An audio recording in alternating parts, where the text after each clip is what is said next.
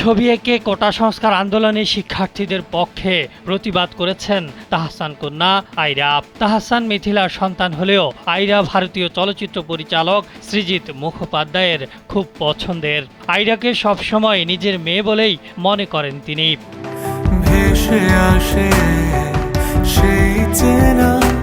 সরকারি চাকুরিতে কোটা সংস্কার আন্দোলন ঘিরে ঢাকা সহ দেশের বিভিন্ন স্থানে সংঘর্ষ, সংঘাত, সহিংসতা, অগ্নিসংযোগে অনেক প্রাণ হারিয়েছেন।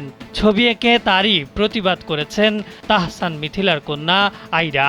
সেই ছবি দেখে মুগ্ধ সৃজিত। ওয়ালটন ফ্রিজ কিনে অনেকের মতো আপনিও হয়ে যেতে পারেন মিলেনিয়াল। সেরা পণ্যের সেরা অফার। পরে মিথিলা কন্যা আইরার আঁকা ছবি সামাজিক যোগাযোগ মাধ্যমে শেয়ার করে নিজের অনুভূতির কথা জানিয়েছেন পশ্চিমবঙ্গের নির্মাতা ও মিথিলার স্বামী সৃজিত মুখার্জি। থেকে যায় কিছু শেয়ার করা ছবিতে দেখা যায় রাস্তায় কিছু মৃতদেহ পড়ে রয়েছে। এক পাশে কিছু মানুষের জমায়েত, তাদের কারো হাতে পোস্টারে ইংরেজিতে লেখা আমরা বিচার চাই, আবার কোনো ব্যানারে লেখা আমরা স্বাধীনতা চাই। ছবিটির একেবারে উপরের দিকে বাংলাদেশের দেশাত্মবোধক গানের লাইন, মোরা একটি ফুলকে বাঁচাবো বলে যুদ্ধ করি।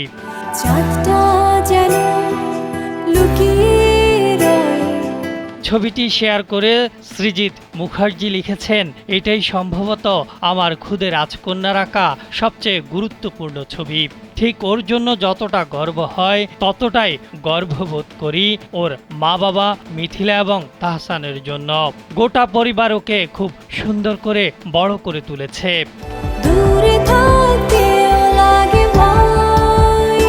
2006 সালের 3 আগস্ট মডেল অভিনেত্রী রাফিয়াত রশিদ মিথিলাকে বিয়ে করেন তাহসান। 2013 সালের 30 এপ্রিল এ দম্পতির কোলজোড়ে আসে কন্যা সন্তান আইরা তাহরিম খান।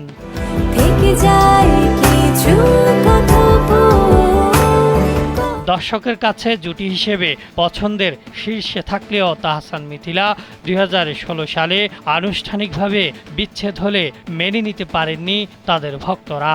এরপর তাহসান আর বিয়ে না করলেও 2019 সালের 6 ডিসেম্বর সৃজিতের সঙ্গে ঘর বাঁধেন মিথিলা।